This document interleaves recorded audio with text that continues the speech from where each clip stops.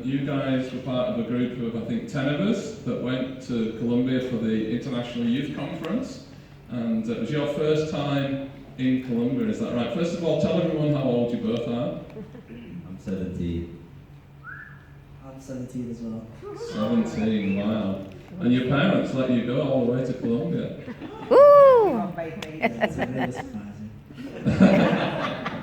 That was the hardest part, was it? They were crying, were they, and trying to hold you back? No. Okay, fantastic. Well, it was your first time there, so tell everyone maybe just first of all a little bit about the general experience and what it was like to go to Colombia, to another country, the people, what it was like, just generally, give them a feel.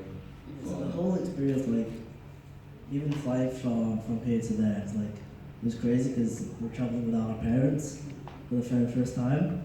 And it's just like, it's a mind-blowing experience, but the whole thing, everything was different. Like, your eyes open up, like, to see all the multitudes, and like, everybody just praising God, like, not only for Him, only focusing Him. Like, just like, it's really different from here, because everybody really, like, opens up. Thank you, Mark. And Dane? Well, for those that don't know, we're part of a global network of churches. So, like you might think like you're coming to your local church and you're just like having a normal Sunday service, but when you go over there, you see like we had people from Hawaii, but obviously we went to Colombia. But it's just really eye-opening to see that we're not just part of something that happens in Leeds, but we're part of something that happens like in the world, and that's really eye-opening because it's not even just adults, but it's people our age and younger as well and older. So it's like, it was a youth conference. So it was really powerful to see like the auditorium, it could fit like 14,000 people. That was regularly filled. But there was a concert after the conference and they took away all the seats and it filled like 40,000 people. So that was crazy. Like, it's nothing I've ever seen before because I'd been to stadiums before, but it's not been for Jesus or for Christianity. So it was way more cooler to see like people like raising their hands and worshipping. Like, it's crazy to see that many people do that. But yeah. Fantastic, yeah, that's incredible, isn't it, to see such a number of people passionately worshipping Jesus, sold out to Jesus, all in one room together. Amazing. So tell us something, specific that God really spoke to you or did in your life while you were there, Mark. Yeah, so for me, it's someone was speaking about supreme love, and that she was talking about if we really love God, or we're just doing it for ourselves. Or we're just doing it to please ourselves, to please our minds. We're doing it to look good in our lives, because I've grown up in this church, and I've been looking back in my life at, have I really been doing it for God, or have I been doing it for myself? Okay, so supreme love. And so when you asked that question, have I been really doing it for God or for myself, what was the conclusion and what was your response to that, Mark? How do you want to be different now?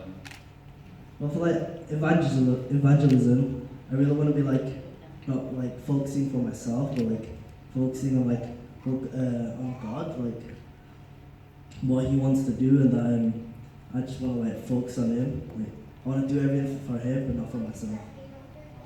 That's fantastic. Come on, give him a big. And anything else that God spoke to you or did? During like an interview time about like social media and stuff like that. So as youth people, we love our social media, right? So every little bad things that we see in our lives, we don't realize it, but it like actually contaminates our minds, and that it all builds up, and then it will truly break our minds and then take our eyes from God. Wow, so you're going to be changing your social media habits, ain't that? Yeah, that's powerful, isn't it? There was a session of interviews with different young leaders, and they were talking about some of the big issues and topics that young people face today. Of course, social media is huge, and it's a great tool, isn't it? It's a great tool to use to be able to bless people, encourage people, get the message out, but also it can be used in a very addictive way, negative way, promoting wrong things, and so there was a very radical message coming across about how to use social media for God's kingdom and how to guard our hearts, make sure that we're not kind of looking at the wrong things, etc. And so it was very, very powerful, was that whole session, yeah. Thanks, Mike. So Dan, how about yourself? What did God really speak to you and what did he do in your life this time?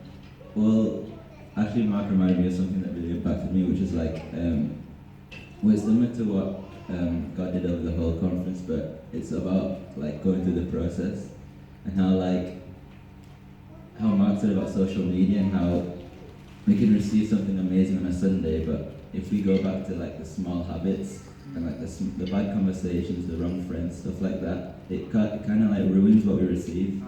And so that really impacted me because like I've been in church my whole life. I've been to so many conferences in the UK and stuff like that, and I've felt like I've changed. But when I come back like into the bad way of living, into my normal lifestyle, like all gets ruined. So I really had to get through my mind that like God is taking all of us through a process, that His promise for us, all His blessing that He has for us, He sees the same through the process. He's all going to provide that through the process, because our life's not just going to be made of like mountaintop moments where we feel like we're at the top, but God will bless us when we're faithful to Him, like through the ups and downs of life.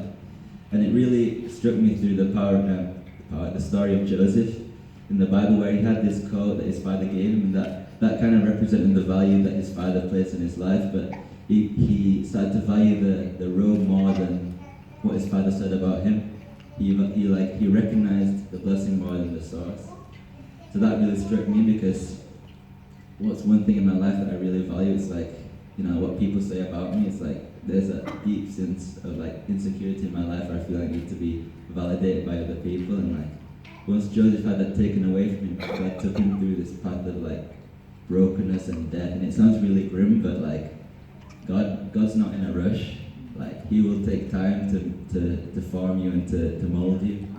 He'll take His time, because He only takes the people through a process who believes like they're going to be leaders or they're going to have great potential. Like you might feel like you're facing like really big struggles in your life, but it's because God sees that in you. He sees a leader in you.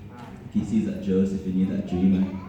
And that really struck me, like in the conference. And yeah, like we just need to step back and realize like what God is actually doing in our lives, and not stop like just crying out to God like I want to change, but like God's providing us with the situation for us to change. But it's for us to allow God to transform us in that time. That's it.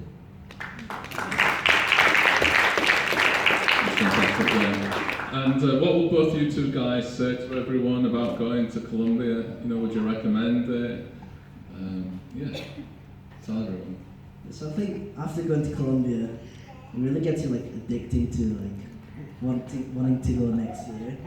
So for me, I really want to go next year again. It's a whole new experience for everyone whoever's going first time. Dane? Well, I don't really want to sell it off as like you have to go to get your life changed, but I think especially for people who've been in the church for a long time, it's like when you go to like a normal encounter or service at church, you don't really want to give your all because you've got your friends